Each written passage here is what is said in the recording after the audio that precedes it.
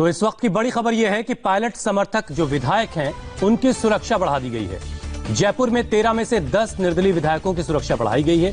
3 निर्दलीय विधायक ओम प्रकाश हुड्डा, सुरेश टांक और खुशवीर सिंह जयपुर से गुरुग्राम आ गए हैं और यहां तीनों एक होटल में रुके हुए हैं। मनीष भट्टाचार्य हमारे संवाददाता इस वक्त जयपुर से हमारे साथ हैं। मनीष, ये पायलट समर्थक विधायकों की सुरक्षा बढ़ाई गई है या पहरा लगा दिया गया है? देखिए, बिल्कुल पल पल सियासी घटनाक्रम बदलता जा रहा है। ये पुलिस का पहरा कह सकते हैं, क्योंकि कल से जिस तरीके से कहा गया है कि विधायकों का मेजॉरिटी सचिन पायलट के पास कहीं ना कहीं हो सकती है, उसके बाद से जो निर्दलीय विधायक कहीं ना कहीं माना जा रहा था कि सचिन पायलट के खेमे में चले जाएंगे, उनके घर पर पहरा बढ़ा दिया गया है, पुलिस की चौकसी लगा दी गई है। इतना ही नहीं, जो बीटीपी के जो 2 विधायक थे उनके घर के बाहर पुलिस की चौकसी लगा दी गई और सचिन पायलट खेमे के जो विधायक थे, जो उनके खास दोस्त माने जाते थे, प्रशांत बैरवा हो गए, दानिश अबरार हो गए, चेतन डूडी हो गए, जो कल खुद मुख्यमंत्री आवास में मौजूद थे, उनके घर के बाहर भी पुलिस का पहरा लगाया गया है। हुसैन, इस बात से ही समझा जा सकता है कि जैसे ही ये मामला सामने आया था कि कहीं ना कहीं विधायक अब टूटेंगे, उसी समय राजस्थान में नाकेबंदी कर दी गई थी। राजस्थान के सभी बॉर्डर को सील कर दिया गया था। ये आदेश निकाल दिया गया था कि बिना पास के राजस्थान से बाहर जाना वर्जित है और भारी पुलिस जाब्ता दिल्ली से सटे हुए बॉर्डर पर लगाया गया था। सभी आने जाने वाले वाहनों की सघन तलाशी ली जा रही थी। कहीं ना कहीं सरकार को अंदेशा था कि और इस बात से भी हालात समझा जा सकता है मनीष की गहलोत जो है वो इस विधायक दल की बैठक के बाद अपने विधायकों को एक रिजॉर्ट में रखना चाहते हैं। आनंद प्रकाश पांडे हमारे साथ दिल्ली से इस वक्त हैं। आनंद, अगर सचिन पायलट किसी से मुलाकात नहीं कर रहे हैं, किसी का फोन नहीं पिक कर रहे हैं, मतलब वो नेगोशिएट नहीं करना चाहते हैं, तो इसे क्या समझा जाए? जी बिल्कुल, सचिन पायलट के जो करीबी हैं वो कह रहे हैं कि सचिन पायलट अब जहां तक पहुंच गए हैं वो पॉइंट ऑफ नो रिटर्न है। यही वजह है कि जो कांग्रेस के तमाम वरिष्ठ नेता उनको फोन कर रहे हैं, वो किसी का फोन नहीं उठा रहे हैं, क्योंकि बार बार अशोक गहलोत कैंप से ये कहा जा रहा था कि 6 साल से ज्यादा हो गया सचिन पायलट को राजस्थान का मुखिया रहते हुए, पार्टी का मुखिया रहते हुए। ऐसे में अब उनको हट जाना चाहिए, उनके जगह किसी और को प्रदेश कांग्रेस का अध्यक्ष बनाया जाना चाहिए। और उसके बाद एसओजी का जो नोटिस आ गया, इसके बाद ये कहा जा रहा है कि सचिन पायलट को लगा कि इतनी नहीं है, कांग्रेस में यू टर्न की गुंजाइश क्या अब भी है या पार्टी छोड़ने जैसी नौबत बिल्कुल आ चुकी है?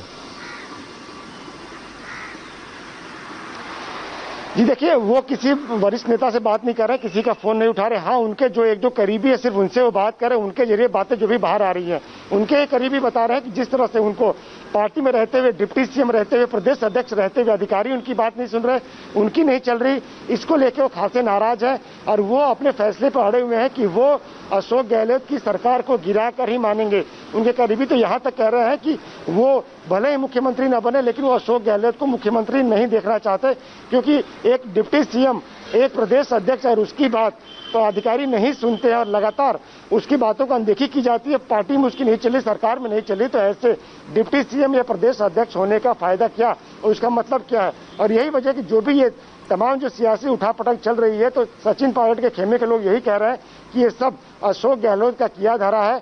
और ऐसे में अगर सचिन पायलट कांग्रेस में बरकरार रहते हैं तो देवेंद्र, आप जरा ये समझाइए बरकरार और कि जितनी वैल्यू बीजेपी के लिए ज्योतिरादित्य सिंधिया की थी, क्या उसी नजरिए से वो सचिन पायलट को भी देख रहे हैं?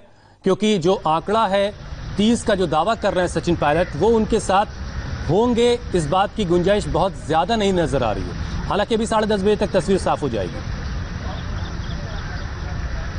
बीजेपी जिस नजरिए से ज्योतिरादित्य सिंधिया को देख रही थी, लगभग उसी नजरिए से सचिन पायलट को भी देख रही है। लेकिन बड़ी समस्या ये है कि क्या सचिन पायलट की वो क्षमता है कि ज्योतिरादित्य सिंधिया ने जो किया वो ये करा सकें?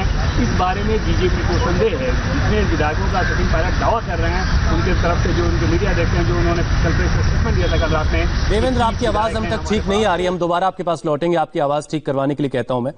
लेकिन इतना तो तय है कि बीजेपी की प्रायोरिटी यह होगी कि राजस्थान में सरकार गिरे, सचिन पायलट दूसरी प्रायोरिटी में हो सकते हैं। मनीष, क्या पायलट की जो रणनीति है, जो स्ट्रेटेजी है, उसमें कोई इस बात की गुंजाइश उनकी तरफ से रखी गई है कि अगर जिन विधायकों का वो दावा कर रहे हैं वो उनके साथ अगर नहीं होते हैं तब वो क्या करेंगे? क्या पार्टी छोड़ देना आखिरी विकल्प उनके पास होगा या वो यू टर्न ले सकते हैं, वो वापस आ सकते हैं? कोई ऐसी गुंजाइश उन्होंने छोड़ी है क्या? देखिए, उनके पास विकल्प हो ना हो, लेकिन पार्टी ने अपने मंसूबे साफ कर दिए हैं। रात को ही कह दिया था कि अनुशासनात्मक कार्रवाई की जाएगी जो भी इस विधायक दल की बैठक में शामिल नहीं होगा। यानी इशारा साफ है कि अगर पायलट ने कहा है कि विधायक दल की बैठक में शामिल नहीं होंगे और 30 विधायकों का उनको समर्थन है, लिहाजा उनको पार्टी प्रदेश अध्यक्ष की जो सीट से उनको हटाया जा सकता है। बिल्कुल सही बात कही आपने कि यू टर्न लेने का अब कोई गुंजाइश बचा नहीं है सचिन पायलट के पास, क्योंकि जिस तरीके से उन्होंने बगावती सुर अपनाए हैं उससे साफ हो गया है कि कहीं ना कहीं जो खटास है अशोक गहलोत और सचिन पायलट के बीच में, उसमें सचिन पायलट बहुत आगे निकल चुके हैं और अब फिलहाल कहीं ना कहीं कोशिश और पूरी जद्दोजहद सरकार गिराने की है और अशोक गहलोत इसी प्रयास में लगे हुए कि उनकी सरकार बच जाए। हालांकि और मनीष, जब तक सरकार गिरेगी नहीं, जो बड़े नेता हैं वो यहाँ पर आए हैं, सचिन पायलट की वो वैल्यू नहीं होगी जो देखना चाहती है बीजेपी। एक बार फिर से विजय लक्ष्मी मेरे साथ जुड़ चुकी हैं।